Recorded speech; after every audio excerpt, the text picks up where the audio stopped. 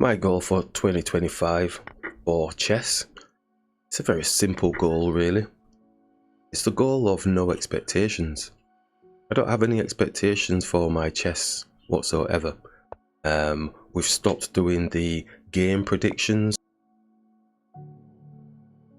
and at the end of the day, just want to go to any type of chess play over the board I'm talking about here, and really just go and enjoy the environment like I have been doing, enjoying the peace and tranquility in my own personal space. And I do treat it like it's, if I was a fisherman, I think it would be like going on a fishing expedition type thing, just chilling and relaxing and, you know, just soaking in the atmosphere and being at one with myself.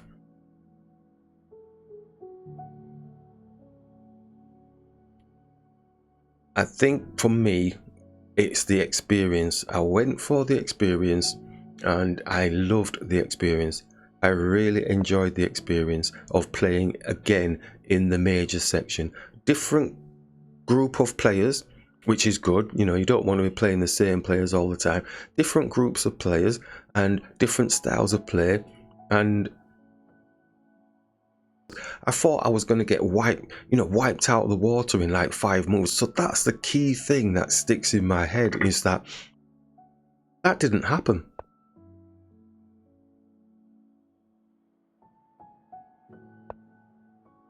So that's my expectation of 2025, and it's a serious expectation this time. No pressure, no expectations, just enjoying the peace, my internal harmony, and just looking at developing a nice performance for myself along the way, ignoring others' expectations of my game and just simply playing chess. But let's dive in on the first game of this weekend's tournament. Okay, so our first opponent was 1752. We are 1381. As we mentioned, taking the gauge bar off, we'll, if we remember, bring it back on at the end, and we'll just run through it very quickly just to show you the variances.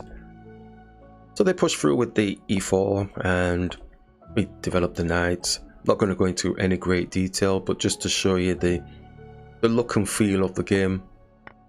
Captured, brought the bishop through and we captured, doubled the pawns there, feeling fairly okay. At this point I'm thinking, wow, this is a bit simple.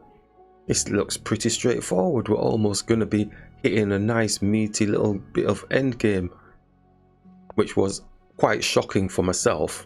I mean, this is move 9 at the minute. I'm thinking, well, okay, this doesn't look too bad. I thought I would have been in some serious trouble, you know, like some massive attacks coming towards my king area already, you know, that type of thing, feeling some pressure somewhere. Didn't feel that. So they brought the queen through. Now I'm thinking, oh, now they're starting to put a bit in. But really, I mean, I could see that this is what they were potentially angling for, you know, grabbing the pawn and all this sort of stuff. If this pawn comes and hits the knight, then obviously we have to take some action here. But he does have the queen here, maybe looking to get the rook at some point. But obviously it is supported. So I'm thinking, is that just a long-term attack or what? I don't really see what the deal is. And maybe they're just going to be taking and taking here. But for me, I think genuinely they'll just targeting this pawn.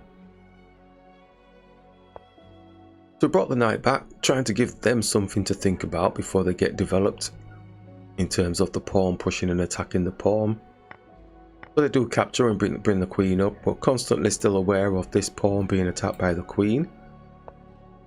We bring the knight up, now attacking the queen, thinking, well, give them something to think about here. Big issue is now the pawn is unprotected type thing, and we do like this position because it does stop the knight from jumping here. So we don't really have an issue with that. It's just I know full well they're looking to try and do that. And when I'm playing over the board, my mindset does change a little bit from when I'm playing online, and it starts to tense up. You know, it's like, oh, that piece is under attack, so they're going to focus all their energies on here. And sometimes I do kind of forget that I can do my own attacks too. So they bring the queen off and we bring the knight down. And we push up, just blocking the pawn.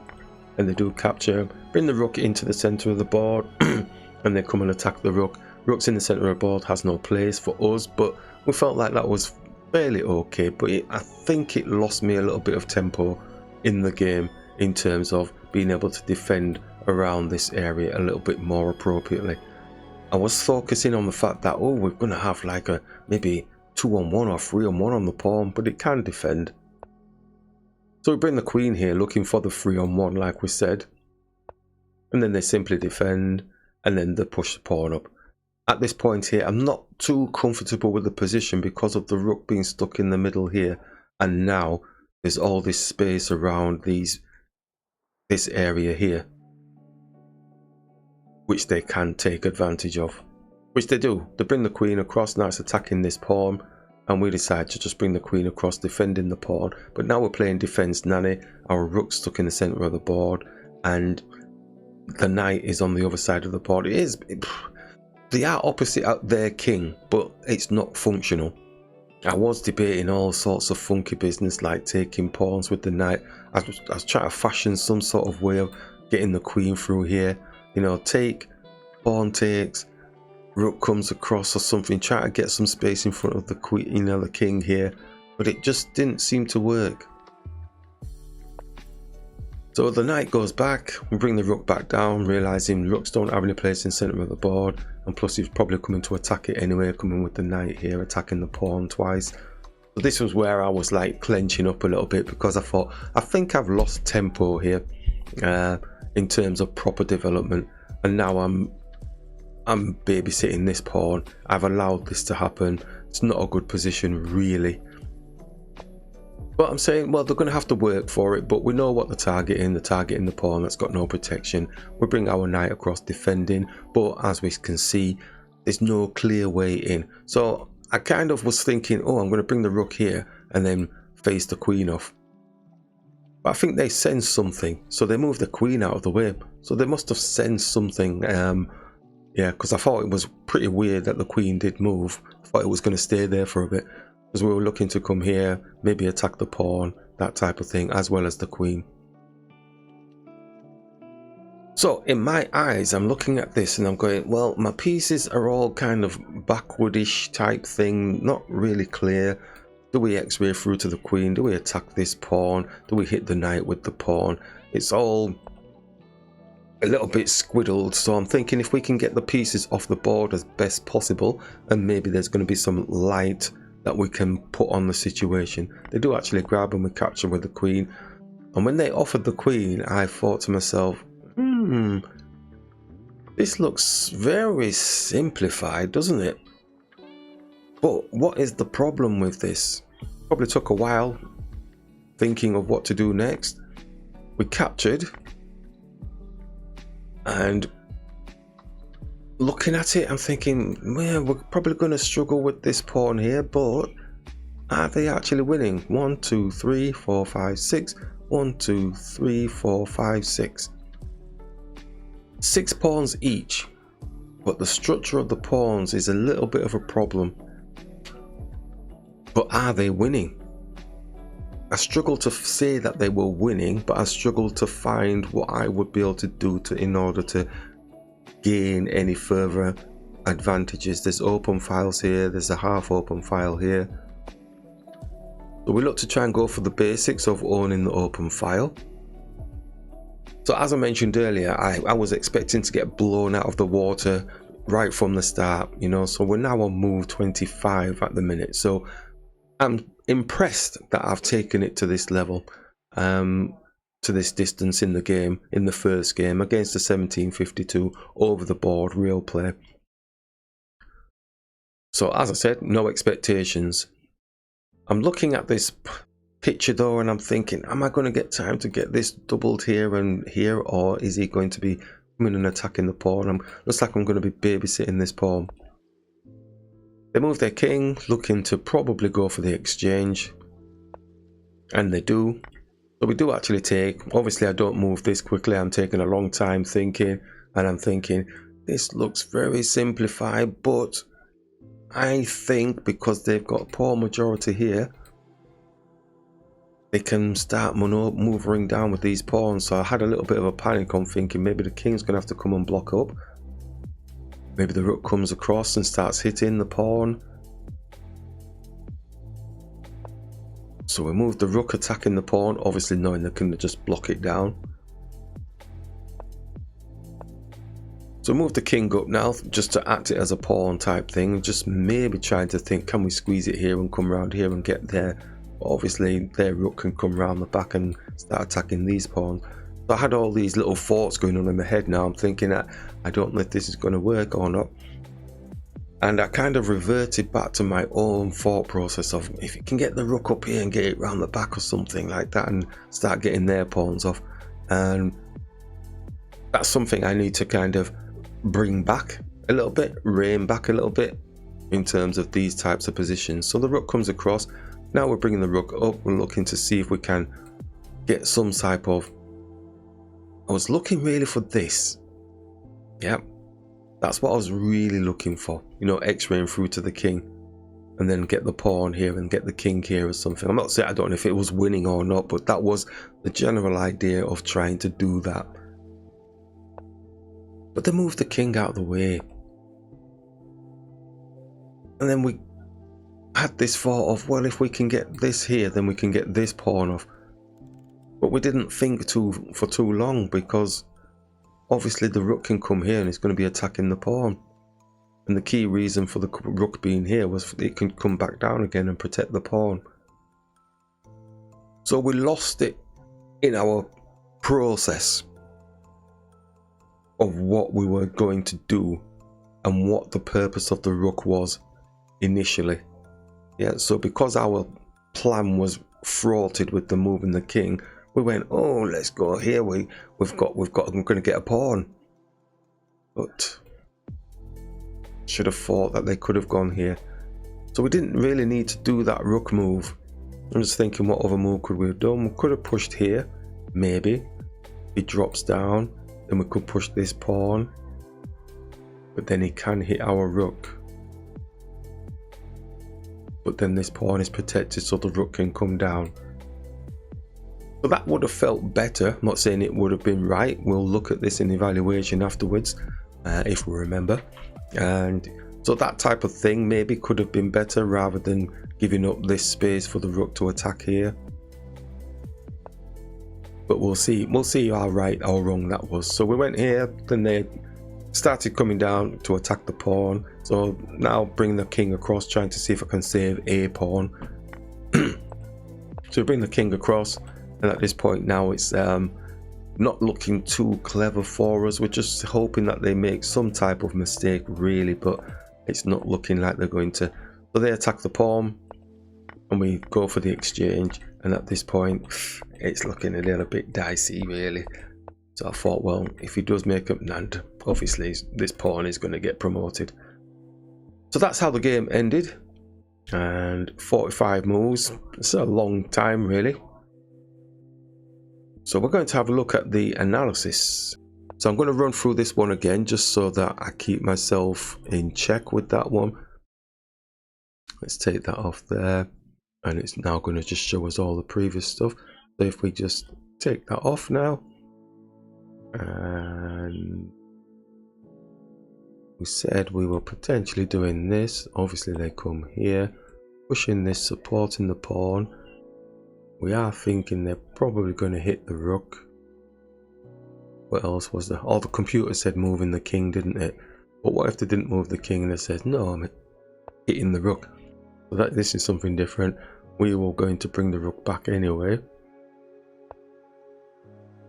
We were bringing the rook back anyway. And maybe then the king decides to come over. The rook's by itself still, but it's happy being there. But if they do that, we then get the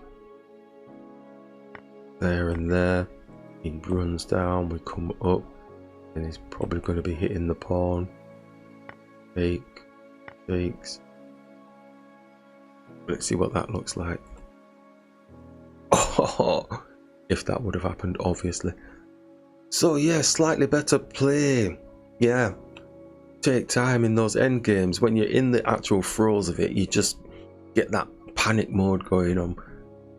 And I think if I had done that, taken that moment to just step away from the board and not get embroiled in all of the if, buts and maybes type thing. Then you come back and you see a fresher picture of the game. So that's what I should have done in this game. I feel fairly happy with what we've just done there as part of the analysis. And yeah, not too tricky. Nice game. Felt really good. Really happy with the... I'm still happy with the result either way anyway, because I didn't get blown out of the water. So that gave me a little bit more confidence coming into the next game. Okay, so this is the second game of the weekend tournament. We play as white, and the opponent is 17-20. Oh, hold on, let me get it right. Is 17-11, and we are 13-81. So we opened pretty steadily,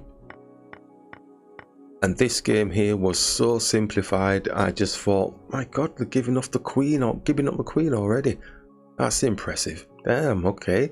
This is a game that we play all the time online. Pretty straightforward. We just bring the bishop out and just castle, and he's trading stuff off. I'm really buzzing. I'm thinking, this could be a draw quite easily. And they don't get castled either, and we've got like a semi-pass pawn type thing. I'm just like, what? The bishop's all jammed in here. They've not got castled. They're probably going to bring in the rook here. I'm feeling really positive about this, and I've got the gauge bar on. Urgh.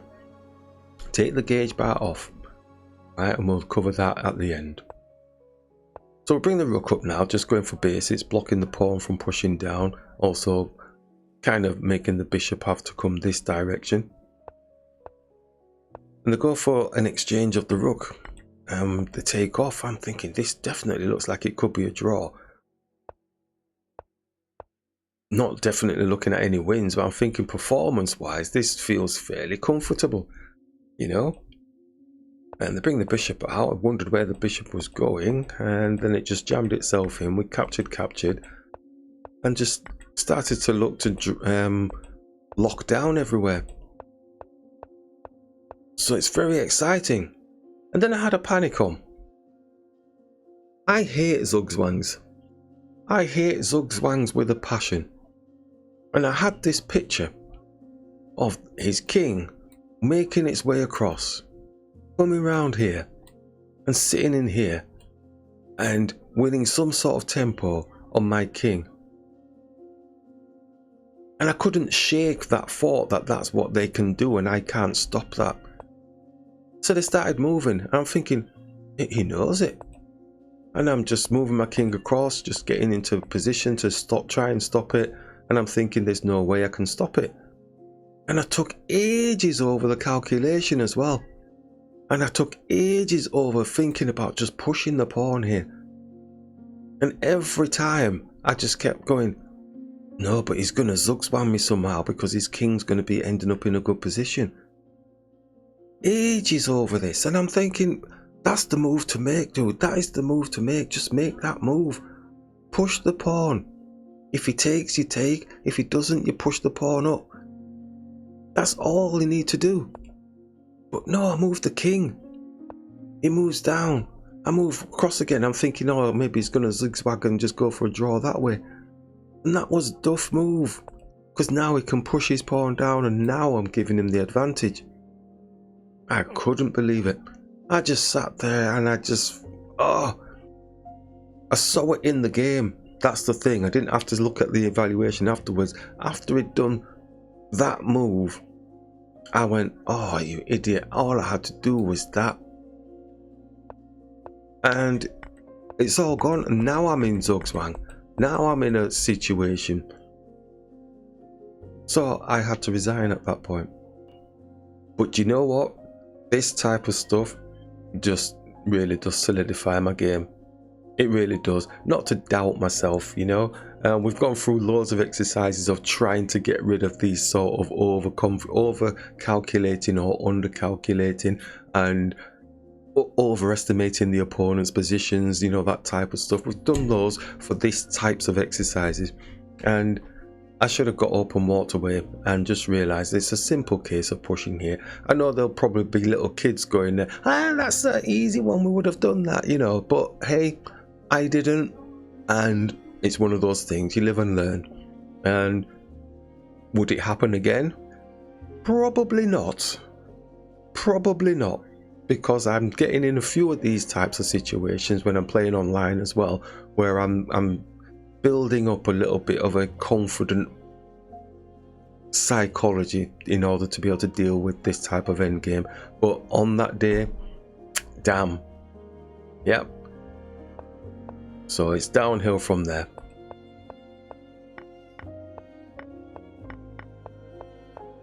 But you know what?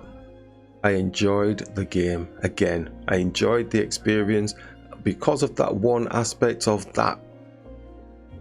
Could have got a draw against a higher rated player yet again, but we live to fight another day. Nobody got hurt, nobody got injured, nobody died from me losing this game or making that erroneous move.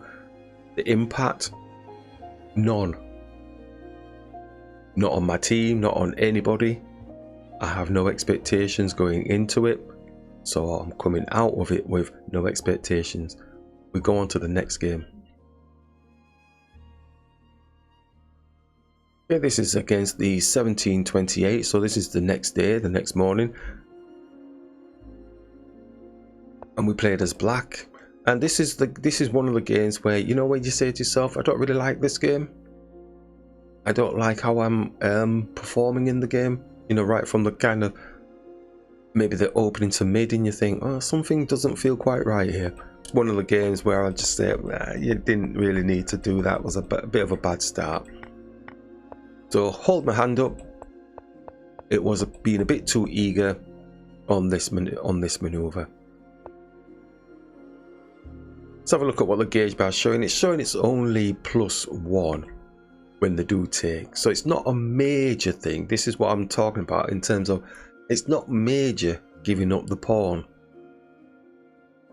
But it's how then you develop from there. And I think that probably the next move is not the right move.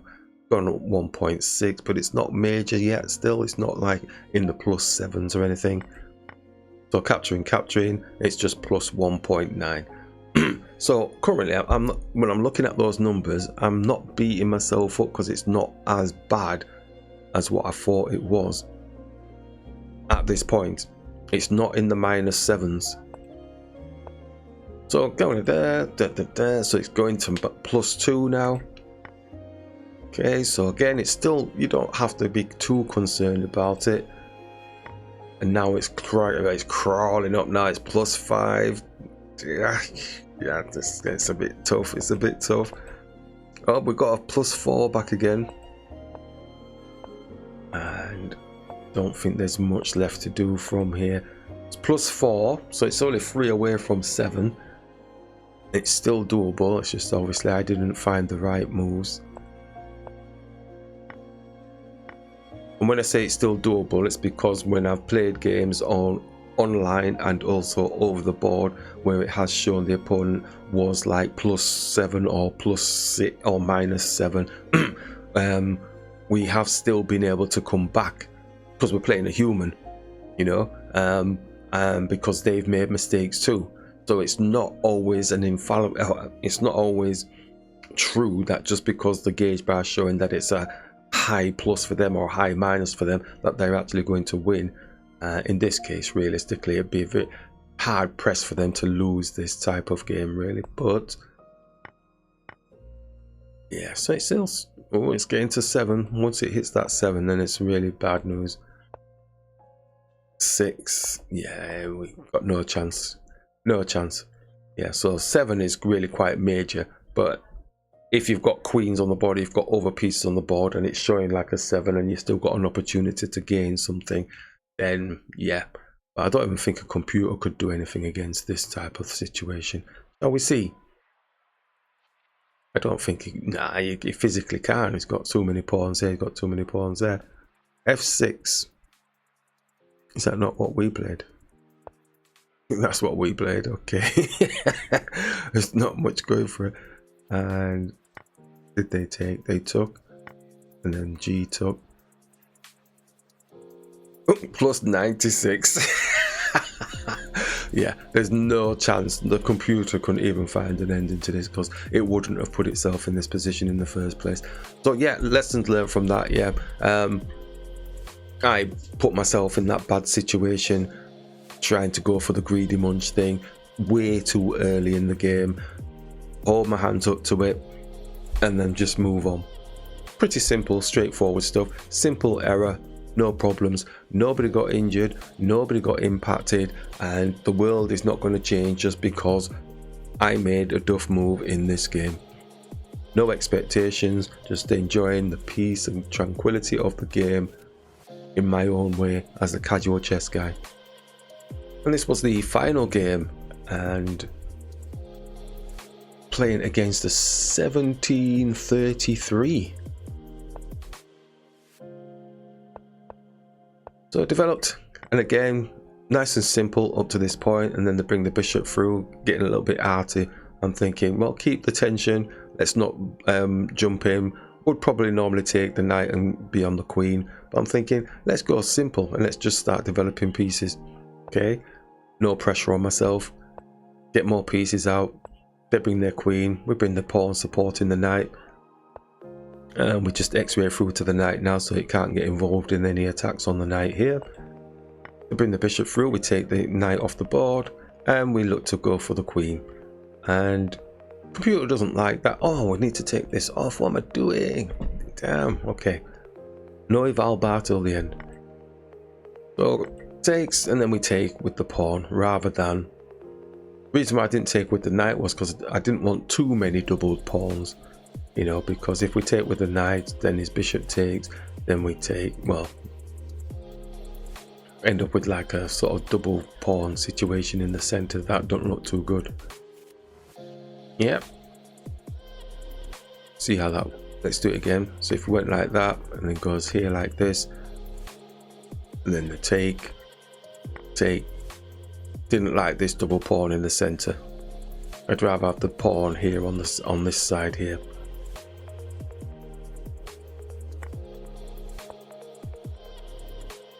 Yep, so that feels a lot better. I feel better that I can be able to go and castle as well, if need be.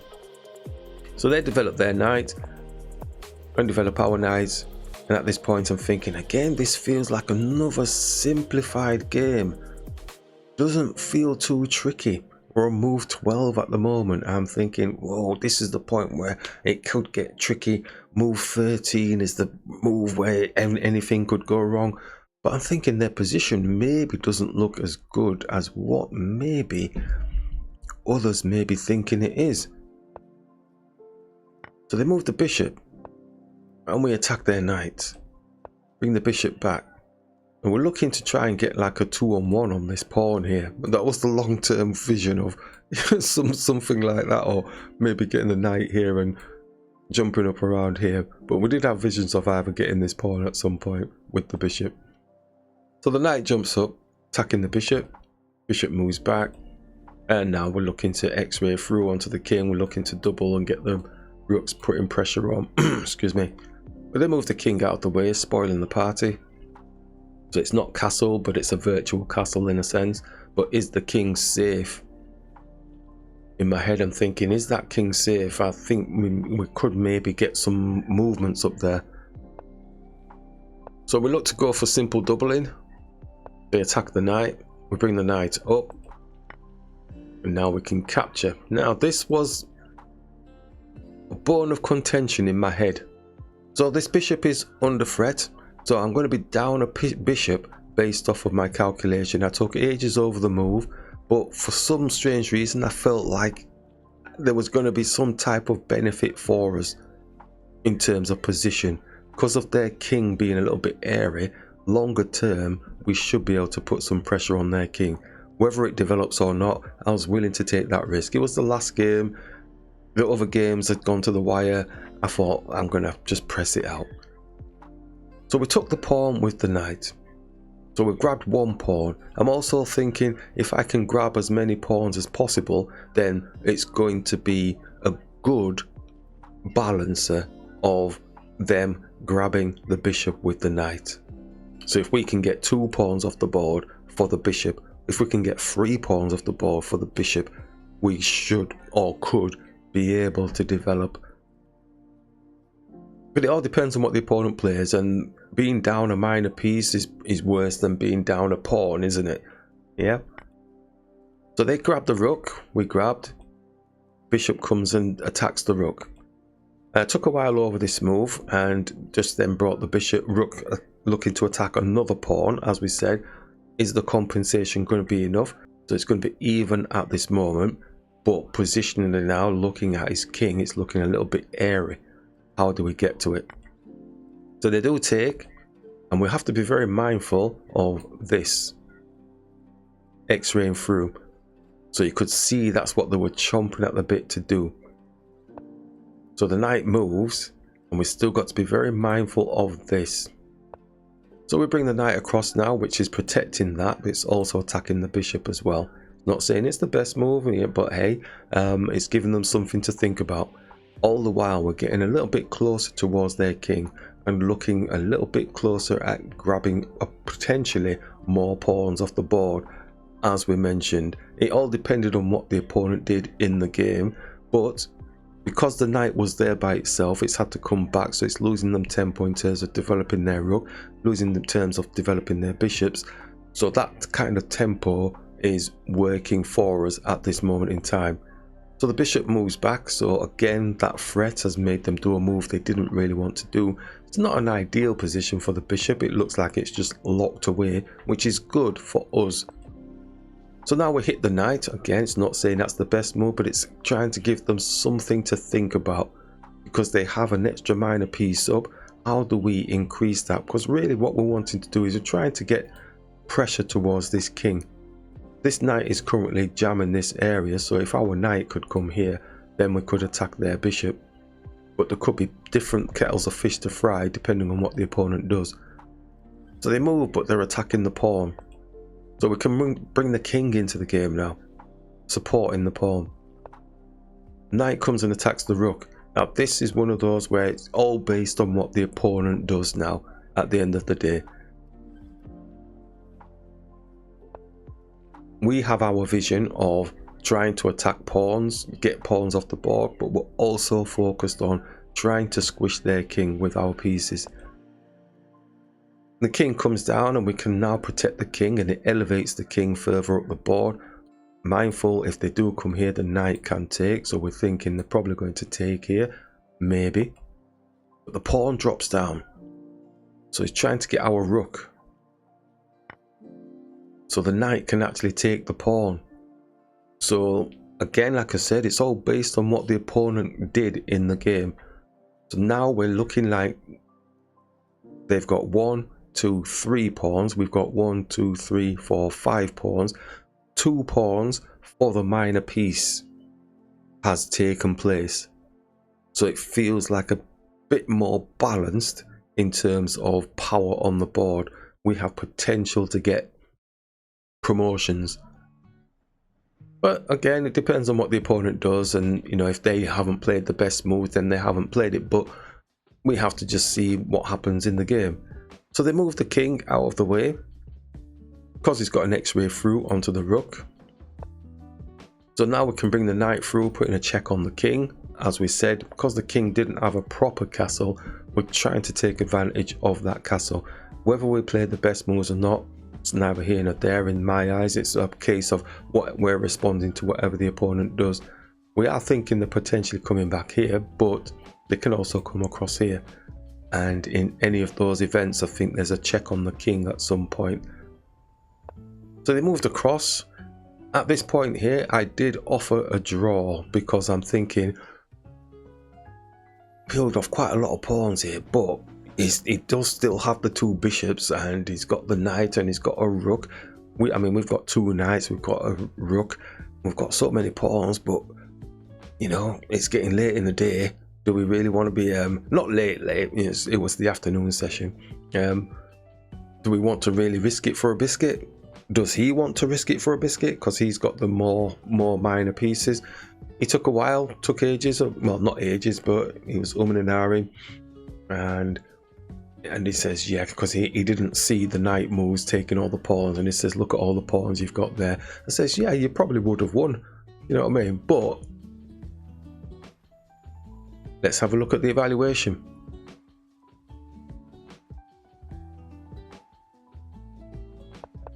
I think we'll just jump through here, and we know that if you're doing a sacrifice, it's definitely going to be minus. So let's have a look at the whatever minus level it's going to show. Let's get to that point first, because everything else is pretty straightforward. So the knight jumps in, doesn't like the knight move at all. He even bought before that exchange, so it's now minus 4.8, and it still shows it's minus 5. Yeah, so minus 5. Yep, so now they're happy. Yep, they're happy because they've got the minor piece. Still minus 5 at this moment in time. As we've said, it's based on what the opponent does. So if they're giving us good positions or better positions, it's starting to go minus because now the bishop's gone back. And now we're hitting the knights, but it doesn't like that. It's minus 5 still. But as you can see, their pieces are retreating, which is a good sign for us. And we're moving forward a little bit at a time with the king. Moving the rook out the way, still minus 5, so they had opportunity to do stuff. Move the king, but now the knight can take. It's showing minus 3 now, and now it's showing drawn at this moment in time. So the king moves, and then we put the check on, still showing draw, okay, which is fine. And then at this point here, the knight takes. So it's only plus 1.4. So I'm happy that they agreed the draw, because it would have been a bit of a battle going for it. So I'm happy, very happy with the performance of 3 of the games. I had to buy him the first in the 3rd round, so I already played 4 games. So happy with the performance in 3 of the games, and 1 of the games not happy with at all. I've explained that, and you're going to find that. And yeah, so my expectation for 2025, no expectations. That's my goal for 2025. Just enjoy the peace and harmony, enjoy the performance, and ignore others' expectations of my game, and just enjoy playing the game of chess. Bye for now.